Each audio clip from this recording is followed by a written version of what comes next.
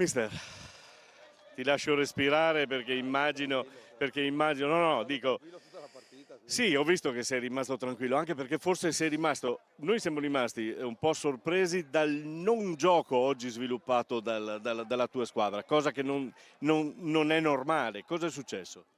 Ma io insomma direi che invece il primo tempo l'abbiamo fatto un buon primo tempo, dopo c'è stata l'espulsione che io più che del gioco parlerei del nostro atteggiamento che quando loro sono rimasti in 10 noi abbiamo pensato che la partita fosse facile, veniamo da un bel periodo, non abbiamo ancora perso e quindi secondo me è proprio lì l'errore, abbiamo pensato come atteggiamento, come caratterialmente che la partita fosse facile, siamo stati presuntuosi, io non mi nascondo, non mi è piaciuto quello, infatti abbiamo preso gol sull'unico tiro insomma, che abbiamo subito in tutta la partita, però dopo non abbiamo reagito come dovevamo reagire.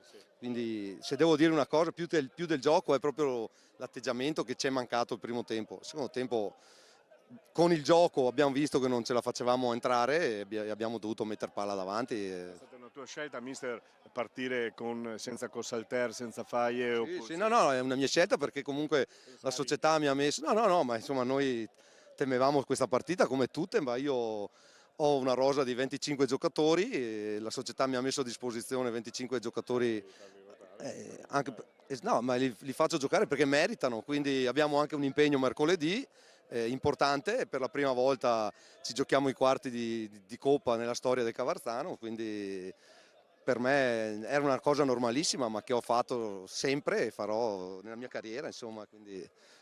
Beh, intanto i complimenti perché non avete mollato fino all'ultimo e questa entrata di Faie, ne parlavamo l'altra volta in Coppa, insomma, potrà risolverti parecchie soluzioni. Beh, ma Musta è un ragazzo serio che si allena, oggi come Cossalter ho deciso di dargli un turno di riposo, aveva sempre giocato, ha lavorato anche fino all'1:30, quindi è arrivato al campo dopo aver lavorato e ci sta, sono ragazzi, ripeto, io ho 25 giocatori che mi stanno dando tutto e quindi voglio dare il giusto spazio, il giusto valore a tutta la rosa, ma la ritengo una cosa normalissima.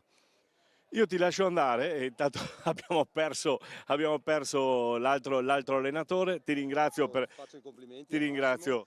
A Massimo perché C'è ha stato un preparato. po' di bagarre Ma non anche con tra le me, due, no, ho no, visto, non ma con io, te, sì. io ripeto, io oggi sono stato veramente tranquillo, ero molto sereno perché comunque conosco ormai il calcio, le partite sono così, quando resti in 10 non è detto che poi sia No. facile. E quindi faccio i complimenti a Massimo, alla sua squadra, perché hanno fatto una gran partita, poi il calcio è bello anche per questo, attacchi e fai gol all'ultimo secondo, mi spiace per loro e sono contento per la mia squadra.